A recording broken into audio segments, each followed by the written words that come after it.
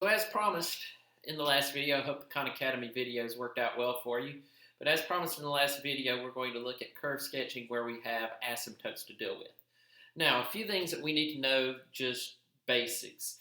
What is the domain of this function? Well, the domain is where this function is defined.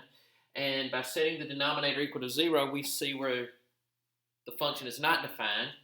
So the function would not be defined at x equals plus or minus 3, because that's where the denominator would equal to 0.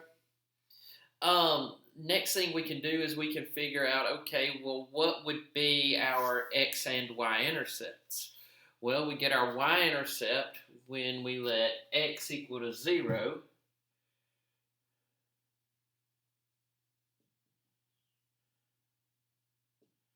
So that's 0 over negative 9, which is 0, and that also happens to be our x-intercept, because to get our x-intercept, we let the equation be equal to 0. The only place this equation is equal to 0 is where the numerator is equal to 0, and that would only be at 0. So this is both an x and y intercept. That does not always happen that way. All right, now we've determined the domain. The domain's all real numbers. Range, well, we'll get to that in a little bit, but now we need to know, okay, what are the end behaviors of this problem? So we look at the limit as x approaches infinity of this. And if we think about the limit as x approaches infinity, we see the numerator has a higher degree than the denominator. So that tells me that it will not exist, but there can be a slant asymptote. Remember, we looked at what rate were we going at where we did not exist. So let's look at the slant asymptote here. So we do this by, in this case, we'll have to use long division.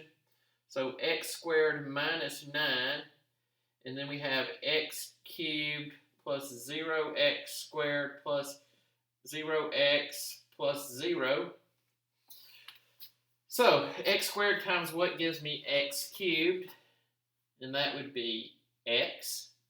So we get negative 9x, and then 0x cubed. And of course, you don't have any x squared, so we got a 0x squared here as well.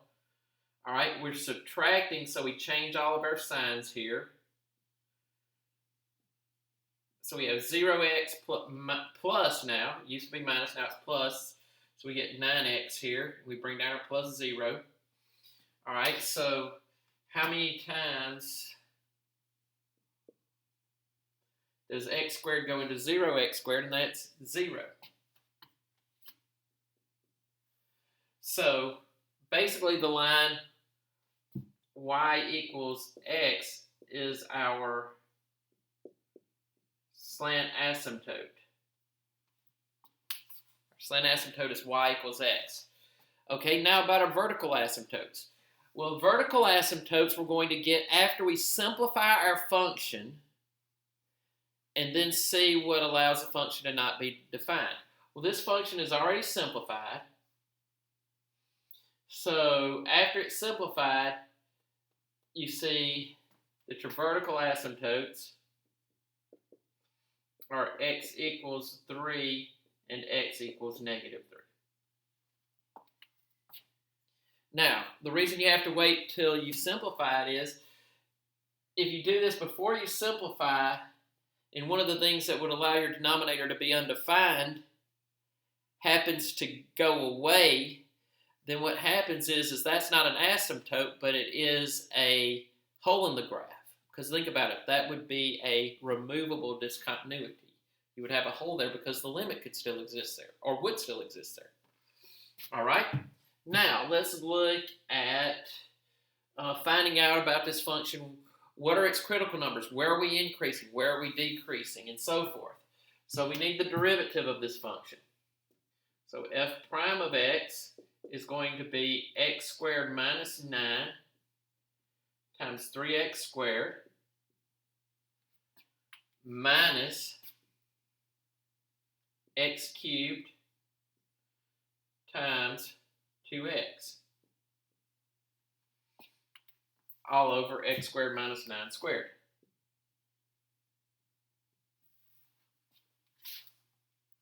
All right, we simplify this out.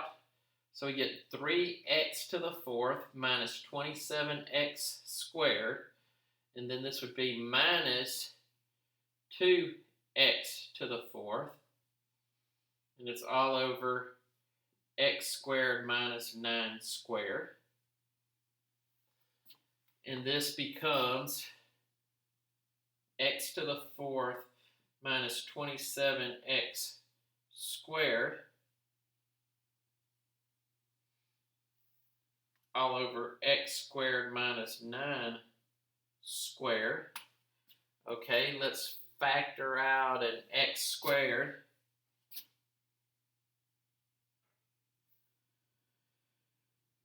And we end up getting x squared minus 27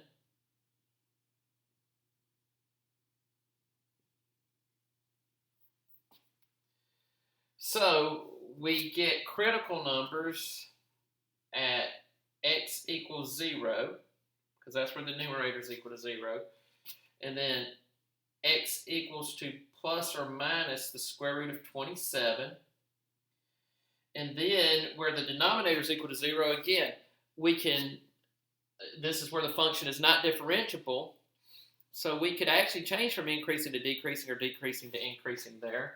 So let's see what happens here. We get x equals plus or minus 3.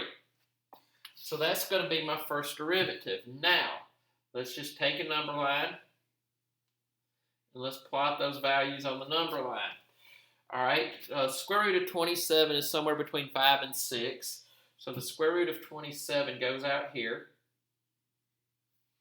And then we have negative square root of 27. Then we have negative 3. Then we have 0. Then we have 3. And then we have 27. Or the square root of 27, I should say. All right, so let's pick a number out here. Let's go with negative 6. And again, to check whether it's positive or negative, I'm going to actually plug into this step right here. So negative 6, if we square it, it's positive. Negative 6, if we square it, we get 36. 36 minus 27 is positive. So we have a positive times a positive. And then 36 minus 9 would also be positive. So we have everything positive, so we're going to be increasing in this interval.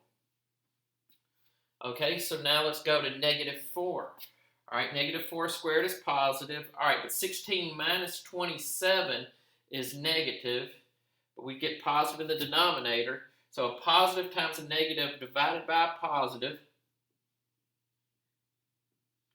is negative, so we decrease in this little interval. All right, negative 3. Now this is where an asymptote exists.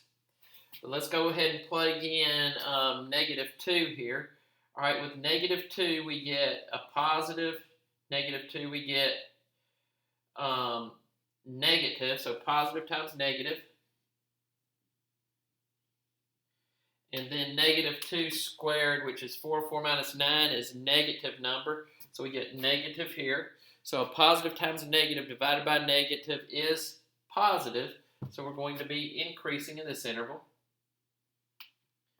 All right, so at 0 we're equal to 0. So now let's plug in 2. All right, well the thing is whether I plug in 2 or negative 2, whether I plug in 4 or negative 4, whether I plug in 6 or negative 6, every place I plug in an x, it's being squared, so it automatically turns out to be positive. So I'm going to have positive here, so I'm going to be increasing. With negative 4, I was decreasing, so with positive 4, I'm going to be decreasing. And again, this only works because every place that I plug in for x has an even exponent with it.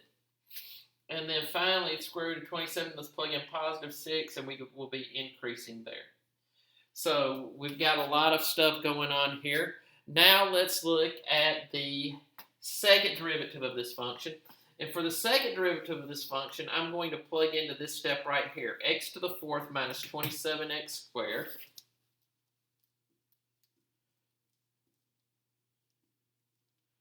All over x squared minus 9 squared.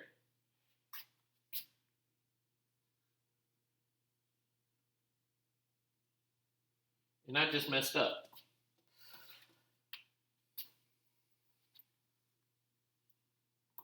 because now my denominator is squared, and because my denominator is squared, that means my denominator is always going to be positive, so I'm actually going to be decreasing in this interval,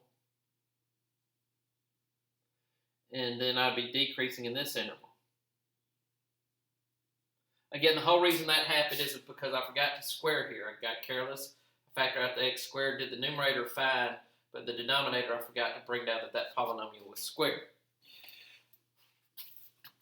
So it's over x squared minus 9 squared. All right, that's my derivative.